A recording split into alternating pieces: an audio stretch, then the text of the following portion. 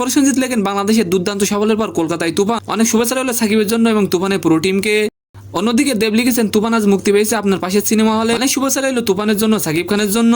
সালাম নমস্কার দোস্ত। বাংলাদেশের পর পশ্চিমবঙ্গে কলকাতায় তুফান সিনেমাটি মুক্তি পেয়েছে। বৃহস্পতিবার প্রেস কনফারেন্স সম্মেলন থেকে বোঝা গিয়েছিল সাকিবের ছবিকে কেন্দ্র করে কলকাতার মানুষের আগ্রহের কমতি নেই।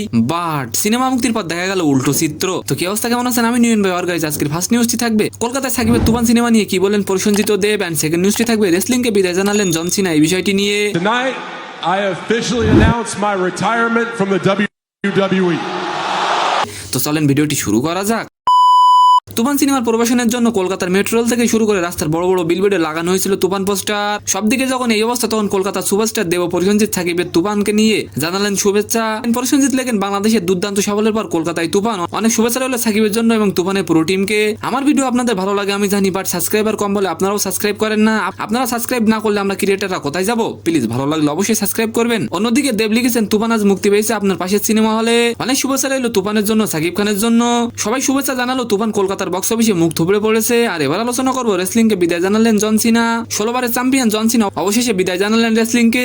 এর মধ্যে 22 বছরের ক্যারিয়ারের ইতি টানলেন তিনি। শনিবার টরেন্টোর স্কুটিয়া ব্যাংক অ্যারোনায় WWE এর মানি ইন দ্য ব্যাংকে অবসরের ঘোষণা দিয়েছেন তিনি। অবসরের ঘোষণা দিয়েছেন 47 বছরের জন সিনা। সবাইকে চমকে দিয়ে দর্শকদের উদ্দেশ্যে তিনি বলেন, 2 যুগের বেশি সময় ধরে আমি WWE তে রয়েছি এবং এটাই সময়। তিনি বলেন, আমি যখন জনপ্রিয় ছিলাম না, আমার নাম কেউ জানতো না, তখন আমার পাশে ছিল আমার ভক্তরা। তারা সবসময় আমার পাশে ছিল এবং সাপোর্ট দিয়েছে, তাই আমি তাদেরকে ধন্যবাদ জানাই। তো সম্মানিত দর্শক, আজকের ভিডিওটি কেমন লাগলো অবশ্যই কমেন্ট বক্সে জানাবেন। আর ভিডিওটি যদি ভালো লাগে অবশ্যই একটি লাইক দিয়ে আমাদের চ্যানেলটিকে সাবস্ক্রাইব করে দিবেন। ধন্যবাদ।